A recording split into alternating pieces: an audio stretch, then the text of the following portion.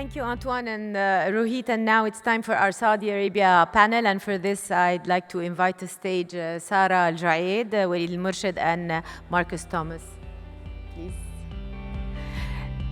So while we fix this stage, I'll tell you a bit about my guest. Marcus built several key institutions in Abu Dhabi's ecosystem, including the Abu Dhabi Investment Office and the Abu Dhabi IPO Fund. He was head of investment in both institutions. Now he's preparing for an interesting joint venture. Maybe he'll tell us about it. Sarah is the managing director at MEVP. Sarah has over 10 years of experience in public equities and strategic partnerships in New York and Saudi Arabia. And Walid has been the head of IFC, the International Finance Corporation in Saudi Arabia, and its principal officer in the Middle East since 2007. And we'll move to this microphone now. Does it work? Yes. Yes. Okay. From now on, we have to behave, yeah?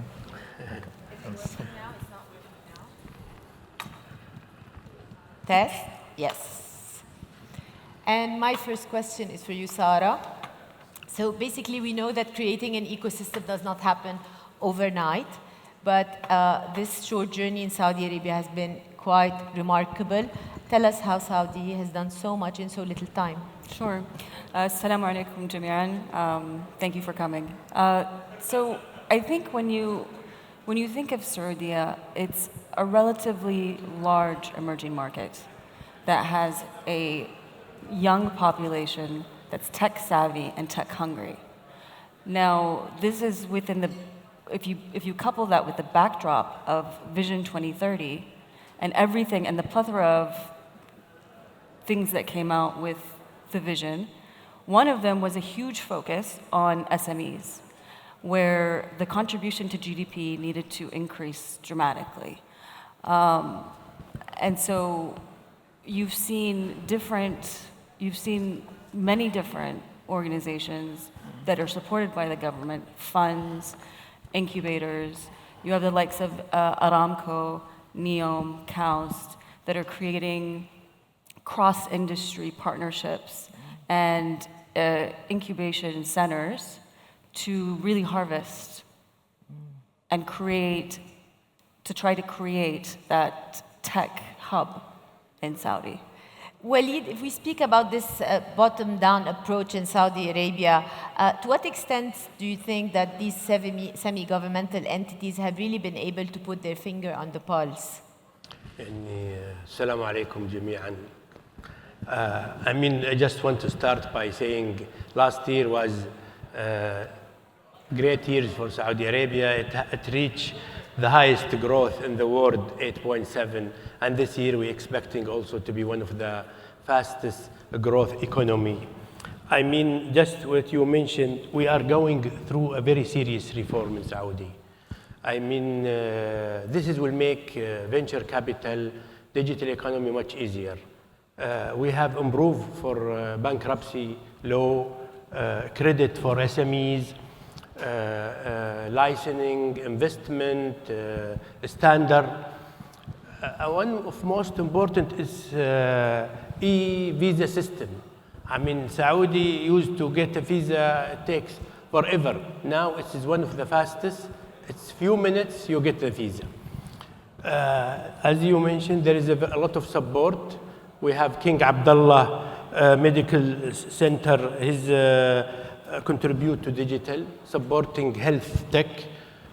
We have Saudi Developmental Fund for Agribusiness, supporting tech and agri. And as Sarah mentioned about Aramco Innovation Center, which supporting really digital economy. We can see the improvement. The growth of venture capital last year, it reached over 70%. Over 1 billion has been committed, 144 deals. In the LEAP 2020, this year is in February, 9 deals was announced with 2.4 billion. We have initiative, the Saudi Venture Capital Company. This is to support venture capital, and this is doing a great job. So far, over 525 tech has benefit. worth of 1.6.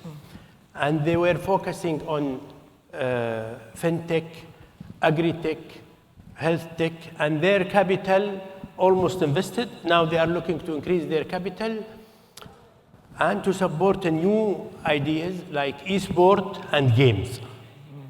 All this show how much is easier. I mean, the rank of Saudi in government with UN 31st, it is the top in MENA, second in G20 of digital, and Riyadh become the one of the leading city globally for VC.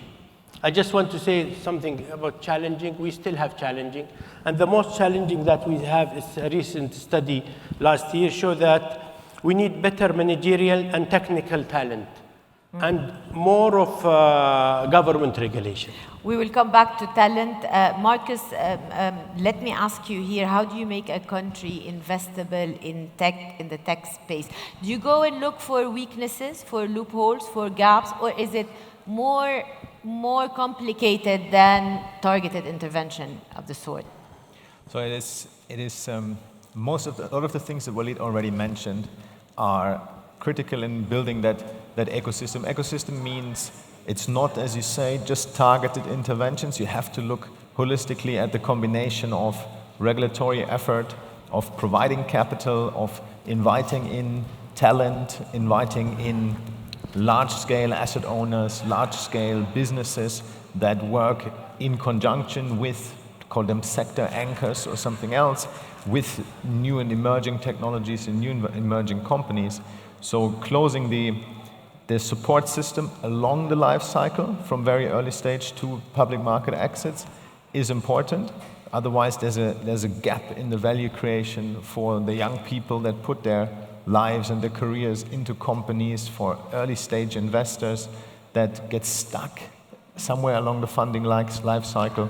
So the governments can do in our region, are very powerful and are very direct, can do a lot of that work, but it will only prosper ultimately when the private side, the companies, the VCs, actually take up the offer.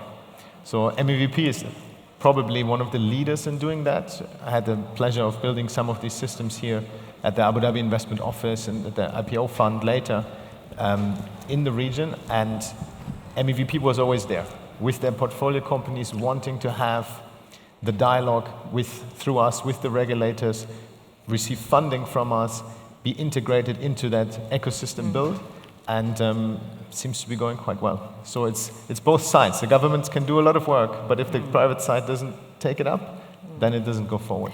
Sarah, on capital, we know that traditionally a lot of money sat in family offices, which traditionally looked inwards.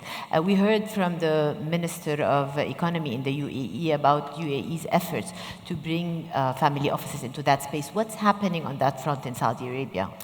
Yeah, I think when you think of family offices in Saudi, now they're going through a very key generational shift where you have the second and third generations that are young, embrace change, that are becoming increasingly involved in the day-to-day functions of these of their operations. And what you see, I mean, we've seen it with Abdul Latif Jamil, there's Jimco. Yeah. These VC arms of these family offices. You also have Sidra, Al-Mahadib Group. You have even private offices that haven't officially launched a VC arm that are involved and that do invest in startups, either funds or direct investments. So the evolution is there, and I think as the market matures and the regulatory environment evolves, they'll become more comfortable investing in a relatively risky asset class. Walid, this focus on technology, and we've seen how fintech seems to be the industry of choice. Do you think this is going to continue going forward in Saudi Arabia? Yes, I mean, the Vision 2030, it's focused on infrastructure. I mean, this year has been invested 1.3 billion public for the cloud base. we're seeing a lot of opportunity in the digital economy, and mention, you know, we worked also with Munshaat. Munshaat is the SMEs authority for SMEs. We worked a long time ago since they established. They are focusing on helping SMEs, which is very important. We, as IFC, worked with several banks, maybe 6, 7 banks, to help them to build up their SMEs portfolio. Recent numbers show that almost 1 million SMEs with $60 billion have received loans from Saudi banks and from Munshaat. And the growth last year is almost 30%. Marcus, what do you think of the strategy of targeting the creation of a specific number of unicorns with a specific timeline? Yeah, so it's there's obviously around the world it's easier to get recognition for big numbers. So there's a bit of a hunting culture to create those. My personal opinion is that one, as an individual actor or as an ecosystem, shouldn't chase valuation. The kind of money begets money. Then it becomes it's not probably not the right drive. I would prefer to see, because we're seeing a lot of these benefits in the UAE now, of having multiple similar-sized companies in the same sectors, different sectors, doesn't really matter, but at a sustainable valuation range, because that kind of then helps them survive. Ultimately, you can pump the value of certain companies now, and you can force them into a certain size. Are they likely to grow with the right structures sustainably and into valuations that they can later fund themselves? Probably not. So keeping them, if you want to at one point have them your national champions off the lifeline, then better to grow them organically, in my view. And breadth is important, and failure is not a bad thing. If a larger player fails, you still, as a country, you still have those people on the ground if you created the right environment. And they will go on to found new companies, join others, take the experience of expensive educations from losing money into their new ventures. So as an ecosystem, that's not a loss. Failure is not a loss. LPs might think differently, but if you want to develop the ecosystem, that is, it should be encouraged. Sarah, do you worry about the supply of talent? I think the scarcity of talent is a global challenge. I don't think that it's something that's specific to this region or to Saudi. And I think that it's a natural, as the market matures, it'll be something that will naturally occur. And when you think about, specifically to Saudi, the Saudi government is specifically addressing this issue with the different programs, as I mentioned before, with NEOM, Aramco, KAUST. So it's a challenge that is very much recognized and being addressed. I want to bring in Marcus here because you have this experience on the R&D side, on the education side, through the Abu Dhabi Investment Office with the portfolio companies, right? That's right. So we've been quite I wouldn't say diligent in the way that we used to touch our portfolio companies, and we would support them financially, but in every effort that they make in country, we would ask in return for them to hit certain hiring targets. That's great, but also to help develop the educational space in the country, in the emirate, through university partnerships, through bringing in, to attracting labor and kind of talent to the country, through their own hiring, but also through helping the institutions to build that relevant offering. So it always sounds like a soft commitment, but it's quite a hard commitment ultimately. And the moment you can have in-country educated, relevant talent join the innovative workforce, then you're kind of over a certain tipping point where you can self-sustain. And that is, it's in its infancy, but I think it's developing in the right direction. Walid, given the global economic challenges that the world is facing at the moment, and in light of the government role, do you expect Saudi to be able to avoid a hard landing in terms of the startup ecosystem? And I mean, capital, it is the most important for VC. And we see that participation in the VC globally, it's become slow. If we see recent statistics show that Africa, Middle East, and Pakistan also, they received only 2% of the global 640 billion. But what we think about Saudi and GCC, I think the government is supporting. And also because this is a very good future for, especially, I mean, just to add to Sarah, I mean, we see the female works participation in Saudi has been improved in the last 5 years between 20 to 33, which is bringing the female into the market. It will really help bringing talent to the Saudi market, especially for VC. Sarah, we hear about a lot of dry powder available, but at the same time, there's a cautious mood, and that is global when we're speaking about the venture capital space. Now, do you expect in our region, in Saudi Arabia, that there will be perhaps unannounced down rounds this year, more funds allocated towards VC's own portfolios? I mean, I think that it's a loaded question, right? I think that when you think of dry powder, I think specifically to Saudi, it hasn't transpired. Not to say that it's somehow that it's not experiencing the same downturns on a global scale, but I think that good companies will continue to be able to raise funds, and whether it's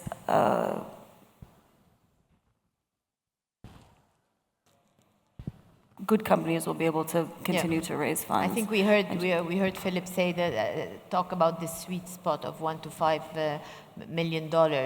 But Marcus, that means more trouble perhaps for the companies that are larger, bigger. Yeah. So I think what we've speaking after Philip is always very difficult, right? Because he used all of the good facts already and put all the relevant statistics out there. So. I think that bifurcation, it is relatively common. We have a lot of early stage money available because it's less money that you need to make a difference. And then much more secure later stage investments. There is a bit of a chasm opening in the middle, and that is something that needs to be propped up.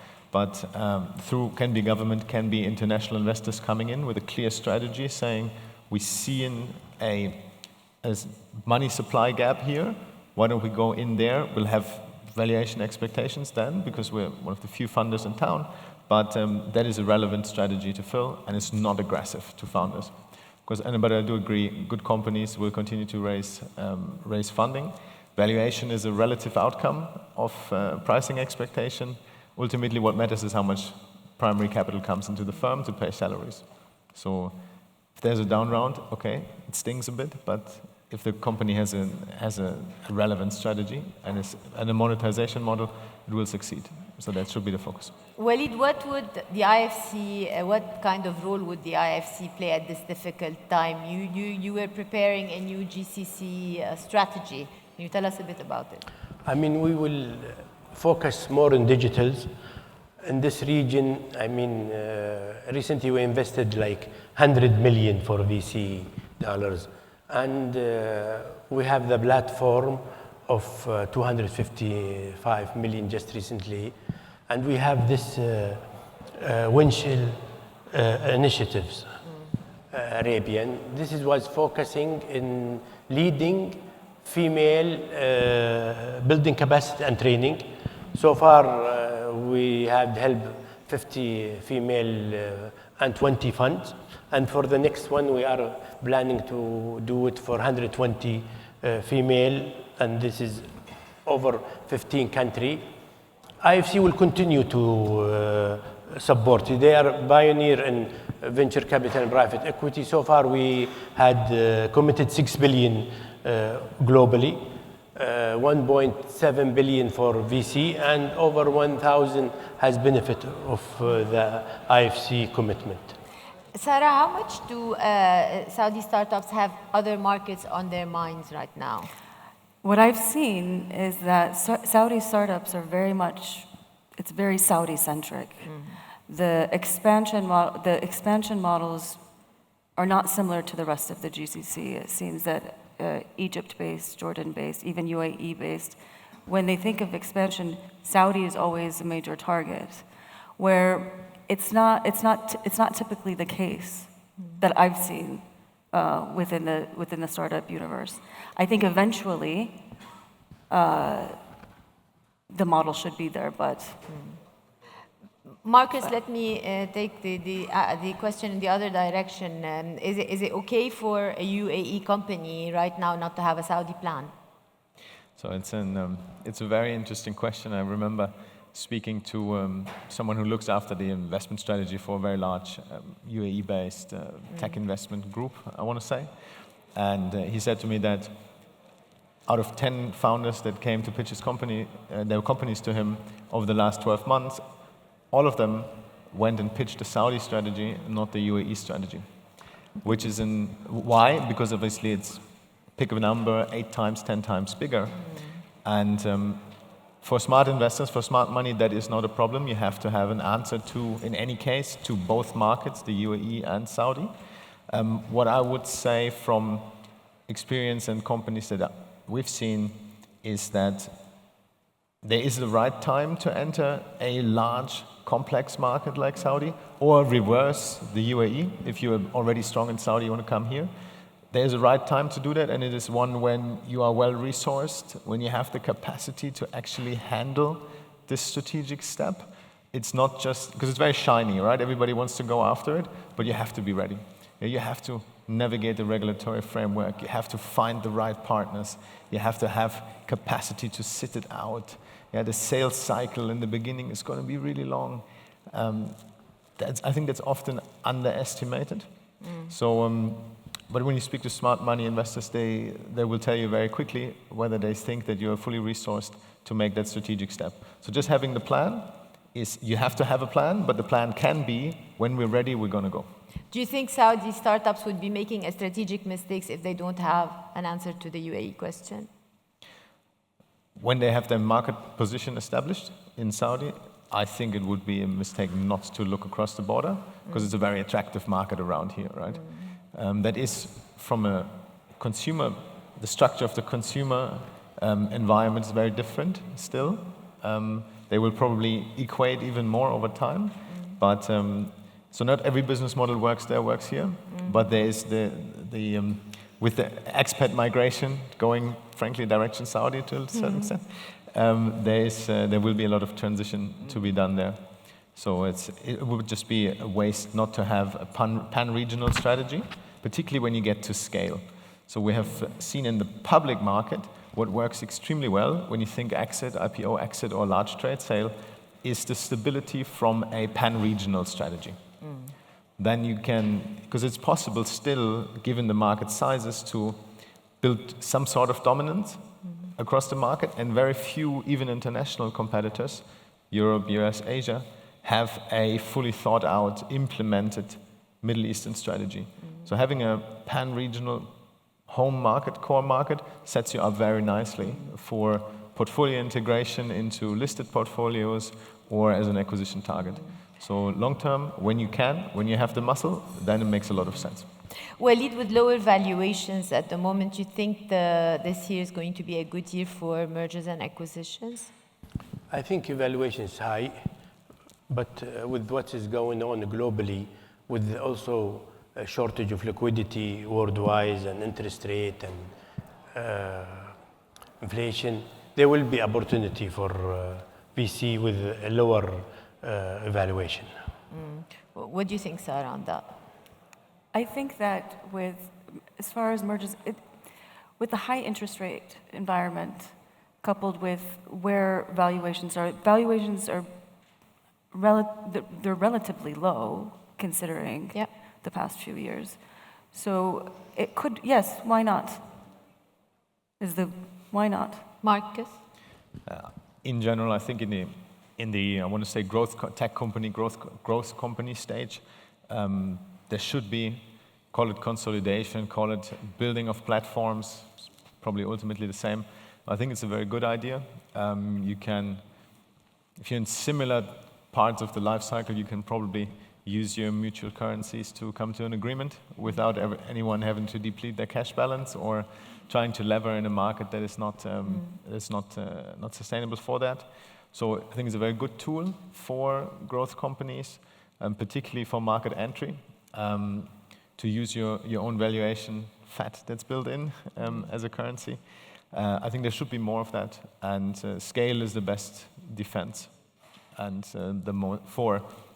in any conversation with the capital market as well as for talent attraction, so use the opportunity. Sarah, to what extent do you think Saudi has succeeded in positioning Tadawul, whether through the main bourse or Nemo, as a viable option for exits, for Absolutely. IPOs? That's an excellent question. And I think that with the evolution and what we've seen, at least with, for example, for the Jahez IPO, and the way that, and having created the Nemo as a kind of incubation index, it's probably the most viable exit strategy in Saudi. It's also the 10th largest market in the world.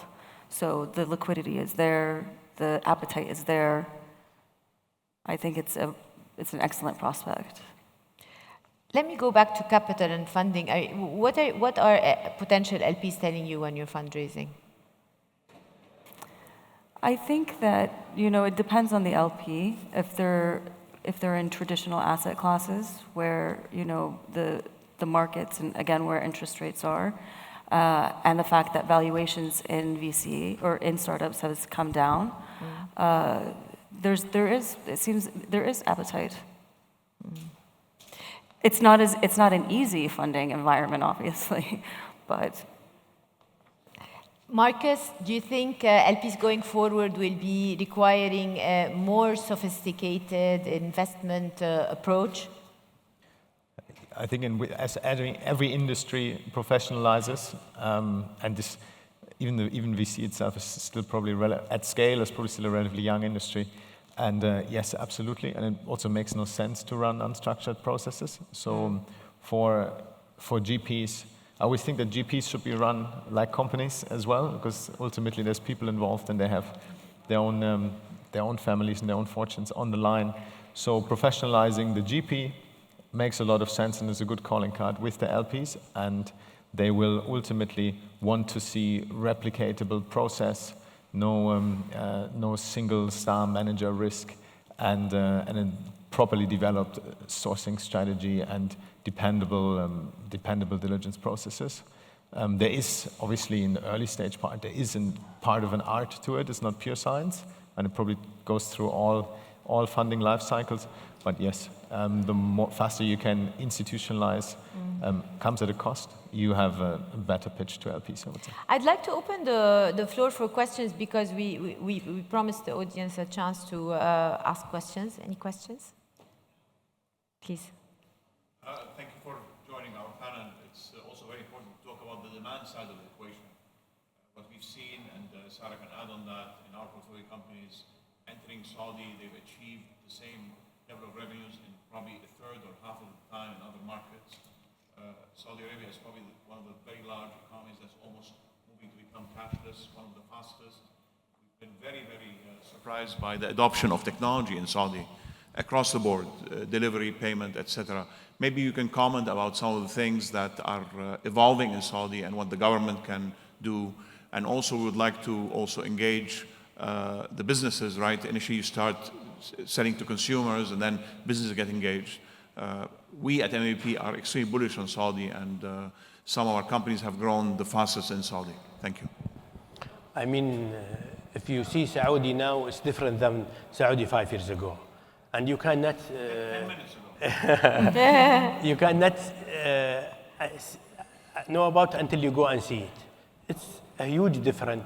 Even Saudi, they could not believe that fast reform and the result it's happening, It's really the market. The government have tried to support it in different way, as mentioned, especially for VC, and they start this Saudi venture capital. They support it all the way, digital economy, payment, as you mentioned, technology has become one of the best worldwide. I mean, all the statistics show how much we improved in all the digital economy, especially payment, tech. But it is the opportunity in Saudi, as you mentioned there, and this is the market. You know, you're talking about 35 million live in Saudi. Sarah, would you like to add to? No, I think that is, I mean, as we said before, that a third of our portfolio, our last portfolio, Fund 3, was dedicated to Saudi. So the ambition, the prospect is there, and the conviction is there as well. And again, given just the pure size of the economy, the size of the population, the demographics, is extremely attractive. Marcus, having said that, do these markets remain complex markets? I would assume so for some time. It's not only the companies and the consumers that are evolving; it's also the regulators that are evolving, and the legacy systems, for example, the banking system or others, and that have to evolve, and they will not evolve at the same speed as the MEVP portfolio companies, right? You need to buffer a little bit for them to catch up. That's why, again, it's very important to have that dialogue. You can drive more than you think. There's so much input to be given. But I think the markets will remain complex, hopefully, and the rate of change is very, very fast. I usually say sometimes when you look at things in the region on a daily basis, you go crazy. Decisions seem to not make any sense or go the wrong way for no reason. Then you zoom out to a quarter, and kind of you see how things are moving, and if you zoom out 12 months, then progress is like crazy. As you said, every 10 minutes there's a step change that we haven't seen in a European economy for 10 years. So as long as you keep your sanity, then and zooming out a little bit, it's the right place to be for sure, and complexities will reduce and opportunities will increase even further. Any other questions before we break for lunch? I said lunch. Maybe one more? Sure. Vision 2030 is focused also on expanding the tourism industry in Saudi. Saudi is a very large country with very interesting history and different topographical features. We also believe that technology can help in giving consumers more access to tourism and helping navigate a large country that is probably not as developed as what we see in Riyadh, in Jeddah, and the Eastern Province. Maybe you can comment a bit on how that is progressing, especially since Saudi also has a major pull in terms of religious tourism also, a very unique feature. By of the Vision country. 2030. I think I want you to answer that question. No, I mean, please, what do you Yes. The vision is for tourism, it's open, and they try to target over 100 million. And now they are accomplished a huge number, especially for Medina and Mecca. This year, they're talking about over like 45 million visiting Mecca. This is the highest ever happened in the history of Saudi Arabia. It needs a lot of infrastructure. I mean, we have the new airport in Jeddah. It's helping the transport also is helping. Now also they announce the new airport in Saudi, King Salman Airport, which is one of the largest in the world. And also recently announced about new airlines. As you mentioned, every 10 minutes you get announcement to help this, and the target's very clear. You know, that and I mean really easing the visa, it make a big difference. Now anyone from GCC can visit, go to Mecca, Medina, visit Saudi. Before to get a visa, it take you at least 1 week. Now in 5 minutes, you get a visa. But this is also has been supportive. We have a new initiative in Ad-Dir'iyah. This is has been so far. They were planning to spend $60 billion. It's a huge investment. This is all they get for tourism. Shall we break for lunch? I'll thank my guests, Sarah, Walid, Marcus, thank you so much. We break for lunch and we come back here 2:15. Thank you, guys.